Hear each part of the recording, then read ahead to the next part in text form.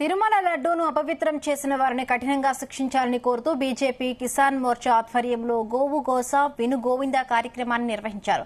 కృష్ణా జిల్లా పెనమలూరు నియోజకవర్గం పోరంకి గ్రామంలో బీజేపీ కిసాన్ మోర్చా ఆధ్వర్యంలో గోవులకు పూజా కార్యక్రమం నిర్వహించారు.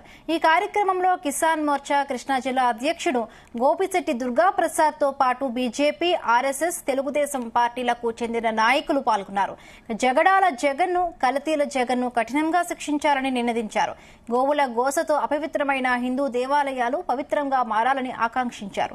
లడ్డూను కల్తీ చేసి హిందూ మనోభావాలను దెబ్బతీసిన జగన్ను సహకరించిన వారిని కఠినంగా శిక్షించాలని డిమాండ్ చేశారు.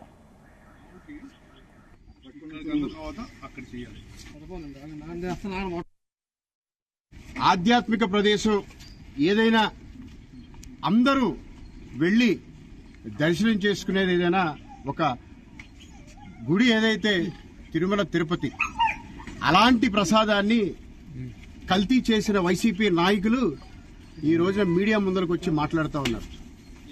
సిగ్గు చరం లేకుండా నిస్సిగ్గుగా ఆవు నేతికి పంది కొవ్వుకి వ్యత్యాసం ఏముంది అన్న నీచమైన మాటలు మాట్లాడే ఈ రోజుల్లో, ఈ కలికాలంలో చాలా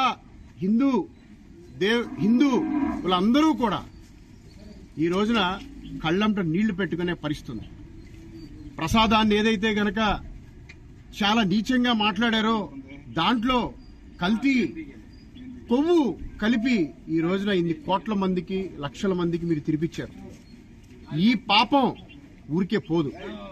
దాన్ని దృష్టిలో ఉంచుకుని ఈ రోజున కిసాన్ మోర్చా రాష్ట్ర శాఖ ఇచ్చిన ఆదేశం ప్రకారం ఈ రోజున మీరు చూసినట్లయితే గోవు ఘోష విను గోవింద, జగడాల జగన్ని, కల్తీల జగన్ని శిక్షించాలి.